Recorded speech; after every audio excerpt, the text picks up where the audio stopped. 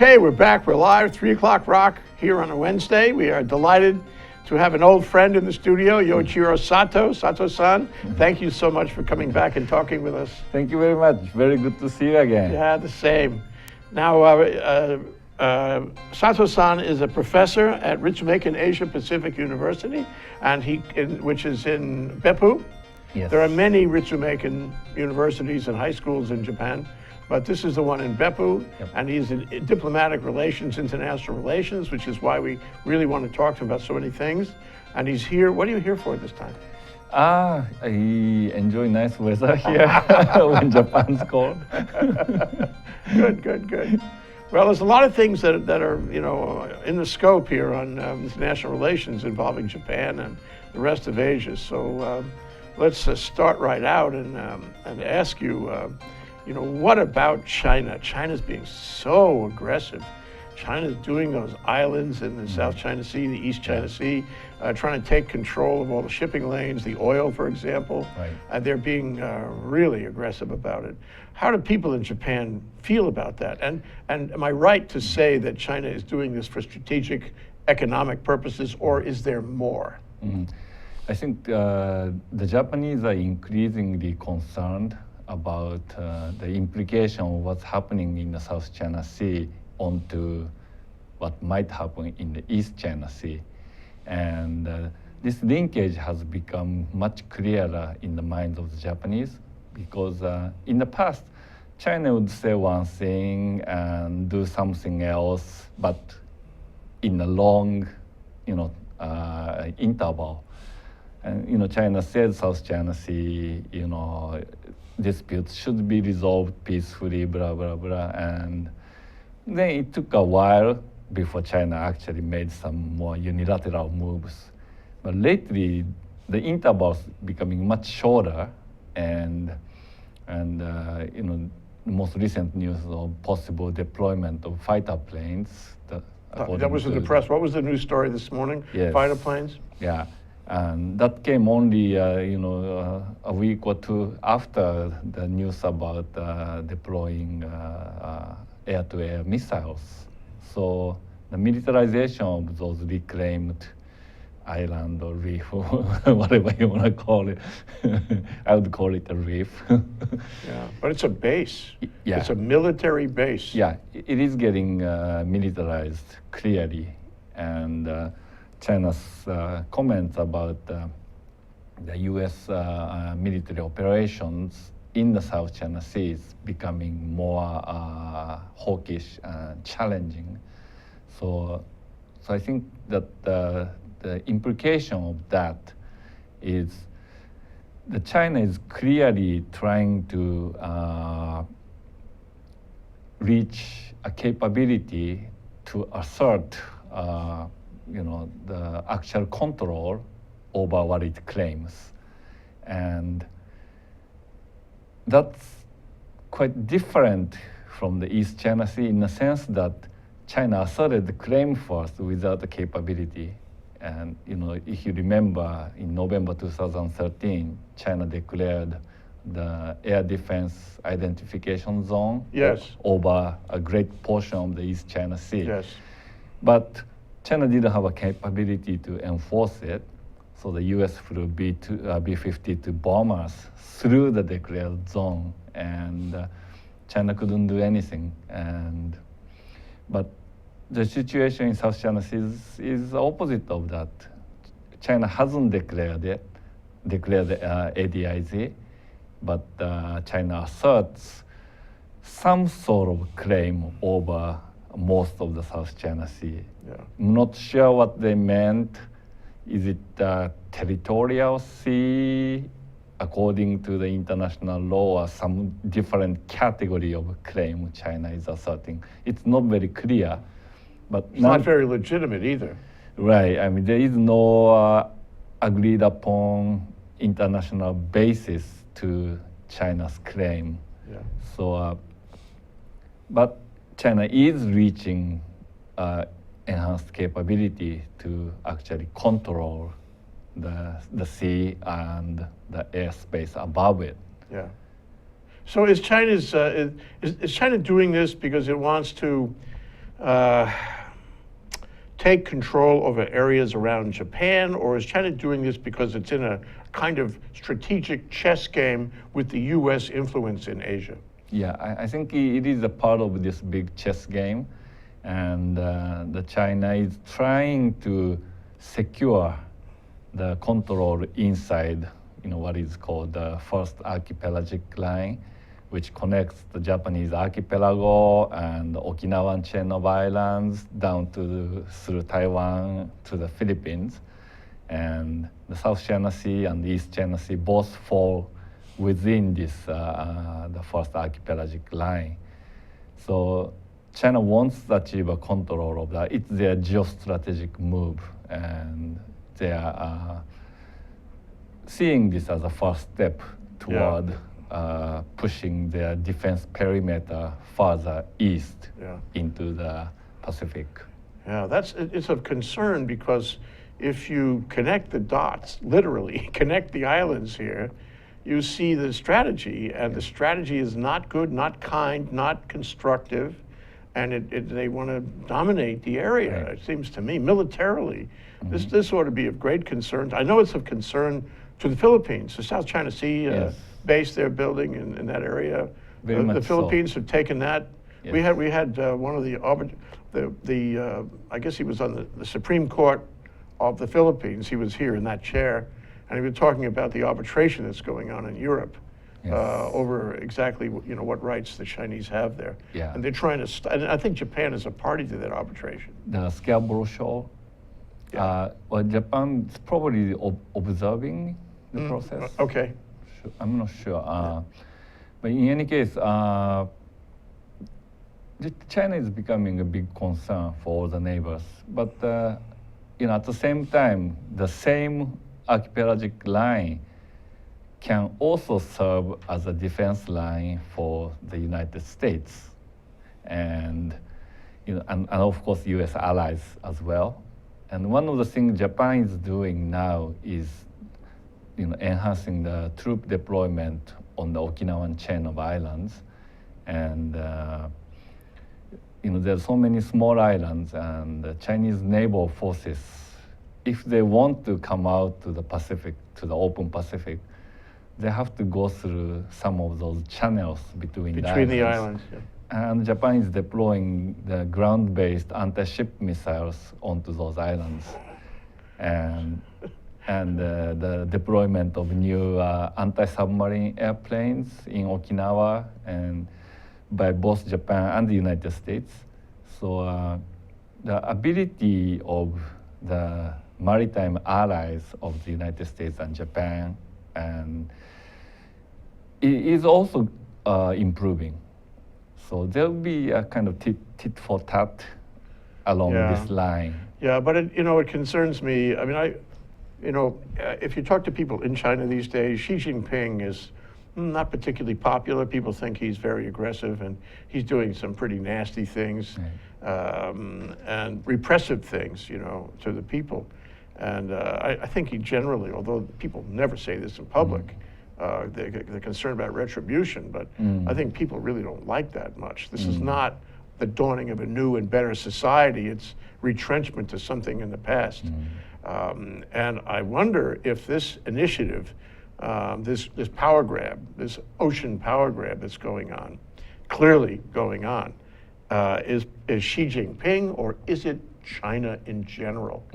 If he leaves office, will it change? Will it be less aggressive, do you think? I think it has more to do with China's long-term strategy, which was written before Xi Jinping even came to power. And China is simply following that path. But it's probably also true that the domestic politics is affecting the pace of the Chinese actions.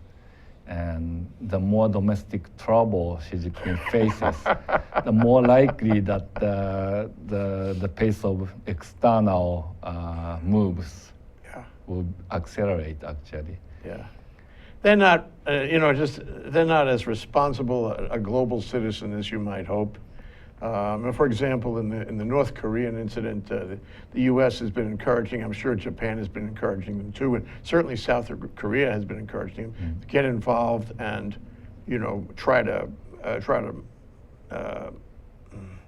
convince Kim Jong-un to stop with his aggressive moves. But they haven't done that. They've been actually supportive of him, or at least not anti his aggressive moves. So, how does Japan feel about that? That's pretty close, and he's wild, that guy. Right. Well, right now, both the U.S. and China are discussing the new sanction against North Korea in the United Nations Security Council. And I'm pretty convinced that some form of new sanction, will be agreed upon, and there will be somewhat more elevated pressure on North Korea. And so far, despite all this confrontation in the South China Sea, the U.S.-China are cooperating over the North Korean issues. This kind of diplomatic image. So which way is it really going? Yeah, I think the China sees the interest in maintaining a degree of cooperation with the United States, and North Korea will be the area of cooperation, with confrontation in the South China Sea will likely to continue. Yeah. And the U.S. side also, I think the Obama administration has no interest in completely ostracizing China over the North Korea issues. The U.S. wants to maintain the image of cooperation with China. So this will likely to continue, but how much teeth the new sanction will have is a big question mark. And because China definitely doesn't want North Korea to collapse, and the last bulb of economic blood into North Korea is held by China. Yeah. Let's take a short break. This is Yoichiro Sato from Ritsumeikan Asia Pacific University in Beppu, Japan, visiting Hawaii. And when we come back, I'd like to ask him more about North Korea and why China is taking its position, which is not particularly contrary to stop North Korea in its latest aggressive moves. And we'll see exactly why they are doing that. What's their long-term plan there, too. We'll be right back. Aloha! Hello, my name is Patrick Bratton. I'm host at Global Connections here at ThinkTech Hawaii. We broadcast live every Thursday at 1 p.m. We bring Hawaii to the world and the world to Hawaii, talking about international events and various things of interest to the audience. Please join me. I look forward to talking with you and having you get to meet some of my guests. Aloha. Aloha, my name is Matt, and this is my co-host Justine, and we are from Hawaii Food and Farmers Series, coming to you every Thursday afternoon at 4 p.m. The purpose of the show is to bring on Hawaii's farmers, as well as all the other folks, organizations, and individuals that are part of our local food system. We like to get their backstory and history and find out why they're motivated to do the work that they do. And we also like to pick their brain about what they see for the future of local food in Hawaii.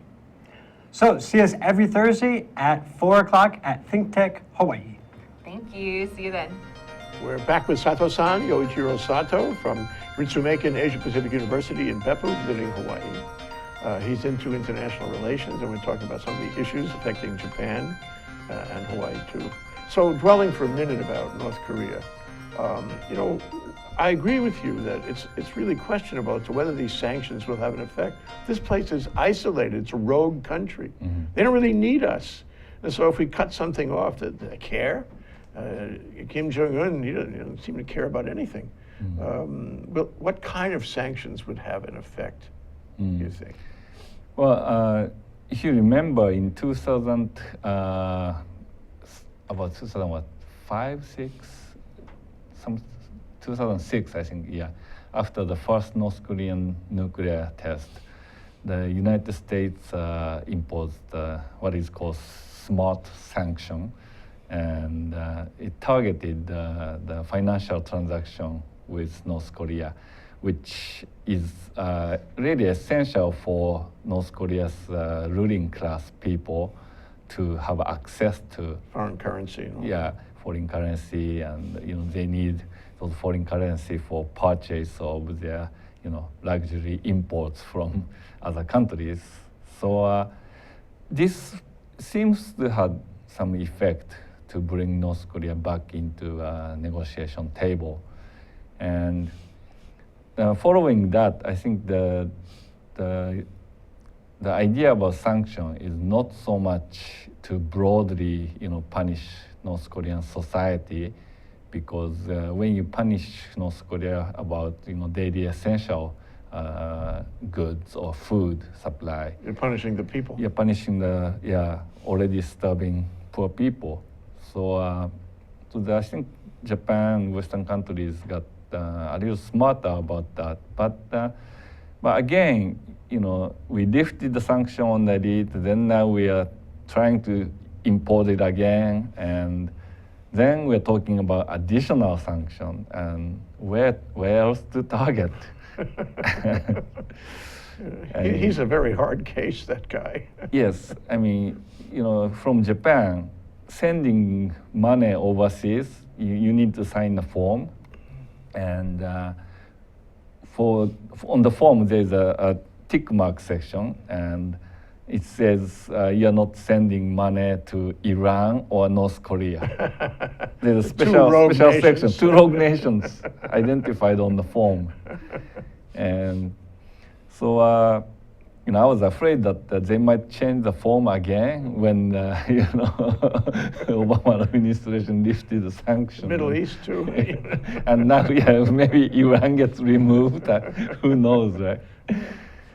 Yeah. So, North Korea had an agreement, as I recall, not to do nuclear, and they broke it. Yeah. And I mean, that made it just all the worse. Yeah, and the missile test also. Missile test also. Well, it's not agreement, but the United Nations Security Council resolution banned North Korea from doing that. Yeah. But North Korea always calls it a satellite launch, and they claim it's not a missile, but the technological difference is fairly minor between rockets and missile. Now, there was something about backroom peace offerings to actually have a negotiated resolution between John Kerry and the people in North Korea, which failed recently. You want to talk about that?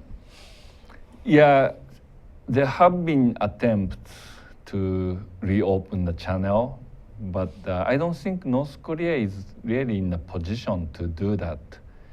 One of the reasons why the negotiation between the U.S. and North Korea didn't go anywhere was first because his father, Kim Jong-il, was ill, and he wasn't in a position to make decisions. And when Kim Jong-il couldn't make a decision, the country couldn't make a decision. Yeah. And Kim Jong took over, but his leadership is not consolidated yet. Even now, I mean, we still hear, the people getting executed, among the top political circle. Yeah. Well, are they really trying to bring him down, or is he just paranoid? Or both? Could be the latter, but I don't think he's that well accepted among the North Korean power elite. Yeah. I mean, third generation succession in the socialist system, that's unprecedented. Yeah. And even in a Confucian society like North Korea, it's probably not easy. So I think part of these aggressions by Kim Jong-un is his attempt to first appease the military and gain the support from the top military leaders, but also to elevate the sense of crisis, external crisis, so that the domestic challenge against him will be somewhat sidelined. Yeah, yeah. Incredible, you know. It's a big, huge lie to the country, Yeah. trying to get people to think there's an external challenge. Is he going to last? I mean, is this sustainable, what's going on there? It doesn't seem like it is.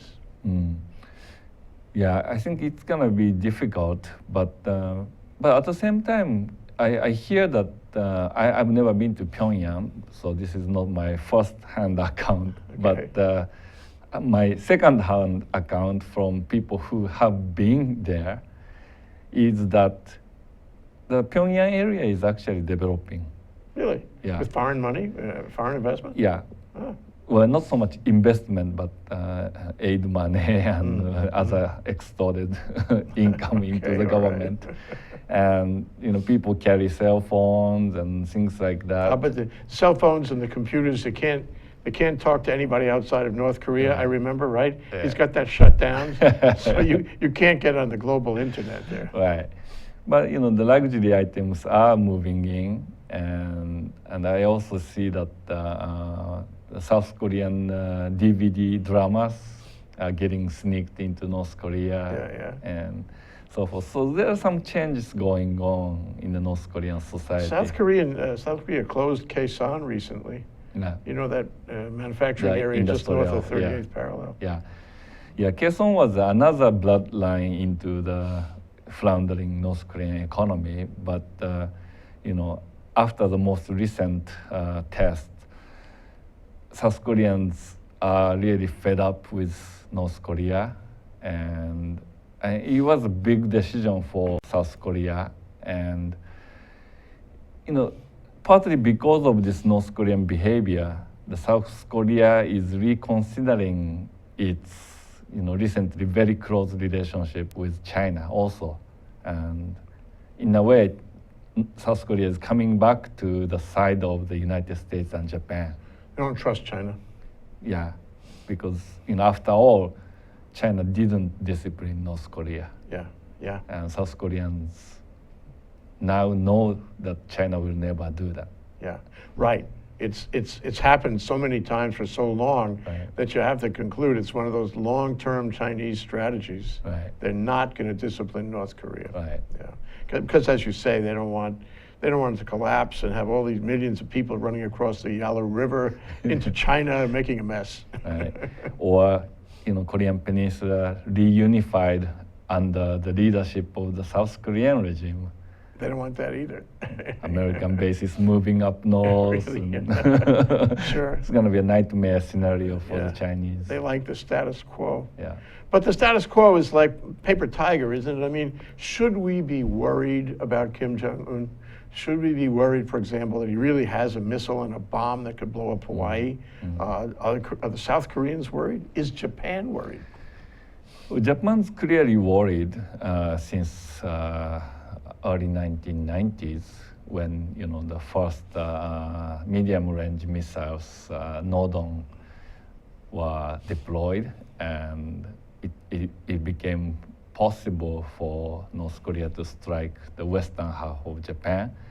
And since then, Japan has been complaining about North Korean missiles for over 2 decades, and I think the United States is increasingly concerned because now the range of the missiles has extended so much that the North Korean missiles can now possibly reach the US West Coast. And this has put the US into the kind of same shoes with the Japanese. South Koreans, North Koreans can hit South Korea even without missiles, the artillery bombardment into Seoul. Right. It's gonna, Those rockets they have Yeah. on movable trucks, Right. Just fire a lot of rockets. So the new ballistic missile doesn't really add much to the already high sense of fear among the South Koreans. But for the US, this is really new, and the US should be concerned about it. You said that in the case of the Chinese, sort of getting into the archipelago there in Japan, and the Japanese can deploy troops on the islands and make it more difficult for them to cross between the islands. But what about in North Korea? Can the Against North Japanese do Korea. anything? Well, Japan is taking a more integrated role within the U.S. missile defense. And Japan is retrofitting some of its Aegis destroyers with the Interceptor SM-3, Standard Missile 3. And They work? well, I haven't seen it tested. You don't know until you in try real it. situation. Yeah, but well, in experiment, it has worked. I think some of the experiments were conducted off Kauai, and so every time North Korea appears to start testing missiles, Japan has been sending the Aegis destroyers on the expected path of the missile, and those ships are ready to shoot it down if the missile seems to come off the planned track and endanger the Japanese territory. Yeah. But he's looking for a confrontation. He's looking for some event, sort of like the Tonkin Gulf back when, And if there's any kind of fisticuffs, then he'll really let go. Question is, does he have the technology to really let go? I mean, I can't understand how a country that's poor and isolated, that has problems with foreign exchange, I mean, where are they getting the money? Where are they getting the expertise to build rockets when their people can't even eat? It all seems a disconnect. How is he doing that? Can he continue to do that? Yeah, I don't think this is sustainable. So when North Korea gets really in trouble, the new sanctions come in and people start, starving again and so forth, then North Korean leaders, the regime will come back for another round of negotiation. And that seems to have been the pattern in the past. And so that means they're not starved enough at the moment.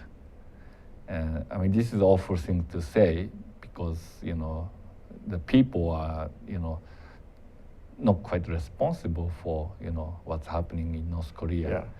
Yeah. But I'm sure they'd like it another way, as a matter of fact. But the regime will not come back to negotiation unless the country is really, really starving. That's so sad. It's sad, it's irrational, it's evil even. So the question I put to you about all of this is you have North Korea, rogue nation, you have China, involved in its own self-interest and not really being a leader in the region. You have Japan and the Philippines trying to protect their turf and wonder how they can set things up to have at least some security going forward, and the U.S. getting increasingly concerned. What's going on here? This is like Europe. Europe has all these issues. The whole world seems to have more tension, more confrontation, may I say more violence than we've had, in decades. What's going on? Do you have an idea? Well, I think it's a difficult time, partly because U.S. leadership in the world seems to be perceived as weakening. I'm not sure if it's actually weakening or whether it's irreversible, but I think a lot of the countries see the U.S. leadership as declining and see this trend as more of a permanent trend. So if that is so, we are in a period of power transition, and the power transition is always unstable. So a lot of other countries, they put their challenges up against the United States, and I think it's happening with Russia over for sure, Syria and Ukraine, and with China over the South China Sea, East China Sea. So challenge the power of the U.S. and more often than not, the U.S. does not respond. Yeah, and although the ongoing presidential campaign is mostly focused on domestic issues, I think this question about U.S. leadership will have to be answered at some point. Oh, yeah. And that's what I wanted to ask you right after this break. That's really an important discussion. So Yoichiro Sato, our old friend here at Think Tech, Asia in Review for years and years, actually, probably many years, I don't know, talking to us about international relations. He's from Ritsumeikan Asia Pacific University in Beppu. He's here in Hawaii to talk to us. We'll be right back.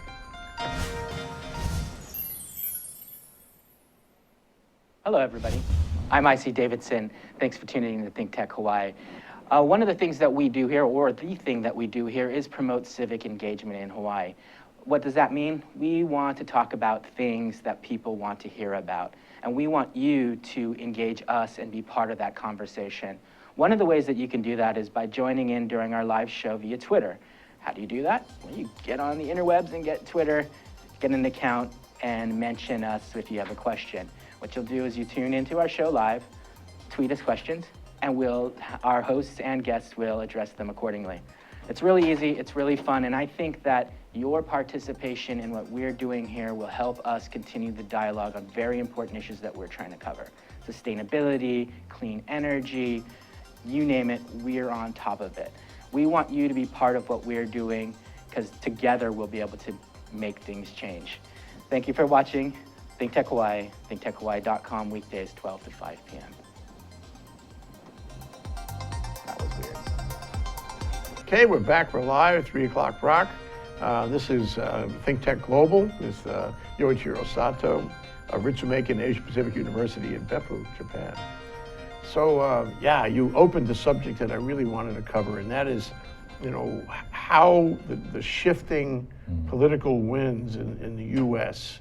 And perhaps in a way the decline of its power on the international scene, you know, affects things.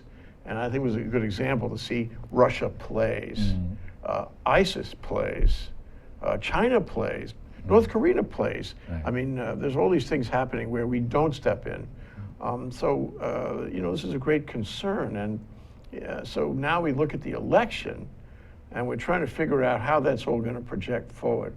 So I had a guest or two talking about Europe and how they see the election. And they told me that, that everybody in Europe really loves Bernie Sanders because he's a socialist, because Europe is a socialist place these days. That's, in some ways, that's not helping them right now. But what about Japan? What about Asia? How do they see these elections? Yeah, I think the Obama administration's, you know, is the incumbent government at the moment. So the Republicans are attacking the Obama and the Democratic Party for the current troubles all over the world, and blaming the U.S. for being soft on those rogue nations or rogue actors. And so they are talking about, you know, strong American leadership and so forth. And so far I haven't heard, you know, the kind of isolationist messages, you know, which sometimes came from the Republican, you know, conservatives. But during this election, I think nobody's really being a complete isolationist. But at the same time, what do they mean by strong America and its international role is quite unclear, partly because, you know, they are not talking enough about foreign policy issues, and partly because the messages those candidates use are overly simplified, or actually it's just based on like decades-old stereotypes against Asia. And it's not helping at all when Donald Trump talks about, you know, both China and Japan, you know, as an economic enemy of America. And, you know, I mean, that kind of, you know, really old stereotype, you know, doesn't help understand what he actually wants to do. Hillary Clinton, I saw in the morning paper, I think it was Japan Times, wherever I saw it. Yeah. Hillary Clinton now is including Japan and China together in the same basket, and she's mad at both of them because of currency changes, valuation changes. That to me seems unfair. I mean, Japan has been our closest to the Asia ally for all these years. You know, it's time not to make statements like that, and it telegraphs a bad message. What do you think about that? Yeah, I mean, I think when the U.S. criticized China for unfair trade advantage through currency manipulations, you know, the same kind of logic was, I guess, applied to Japan. But the reality is Japan's running trade deficit these days, and quite often, it's not the big surplus nation of the 1980s or early 1990s, and Japan's the revenue on foreign investments is actually greater than whatever meager trade surpluses the country makes from time to time.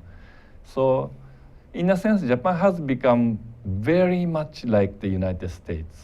The U.S. has investments all over the world, and the revenue from those investments are quite substantial. So that's why U.S. can keep running trade deficit, and Japan is entering the same league. So it's just a mature, developed economy. Yeah. But China is not. China is like Japan 30 years ago or 40 years ago. Yeah. Very dependent on earning trade surplus. Seems clear to me that we should countries. not put them in the same basket. Right. And that we should have presidential candidates who have a level of sophistication about international affairs and relations. And that's scary, because if you build on this conversation here today, the U.S. needs a strong international policy. It needs strong international leadership. Yeah. It doesn't have to be aggressive, but it has to be smart. Right. And unfortunately, we haven't been doing that. I think some of the problems in the world that exist today could have been solved not by war, but by being a little smarter. And we don't have presidential candidates. I don't know how Japan feels about this. I'm interested. Presidential candidates that we are confident will correct the problem, and that we'll have and exercise the leadership that will take us back to where we were. Yeah. Now that the United States has signed the TPP agreement, it will be a major test whether U.S. Congress can ratify it. Yeah. And it's going to be extremely difficult. And if the U.S. fails to bring TPP to life, then its leadership credential will be tremendously damaged in Asia. So a lot of Asian countries are, paying attention to this upcoming presidential election and the power balance between the executive and the Congress. Yeah, you talk about whether in the eyes of the world and in the eyes of Japan, we lose ground when we have these internecine fights in the Congress, for example. The president doesn't get along with the Congress, and the Congress is arguing about things, and it's not ratifying treaties and protocols like Kyoto. That really it should, for so many reasons. Yeah. We need to be out there in front, not behind. And I think Japan is not the only one who's watching. Yeah. Europe is watching too. That's right. And this is really important. So, how do people see Trump in Japan? What are they in Britain? They don't even let him come into the country. What about Japan? I don't think Japan wouldn't refuse getting him in, but actually he's not that well known in Japan. Maybe that's a good thing. Most Japanese people don't know him. Yeah. I mean, I lived in the States for many years, so I've seen Trump for decades. Yeah. But for most Japanese, he's some new guy, and if his words get translated, maybe they will just think he's tacky, instantaneously rich, low class business people.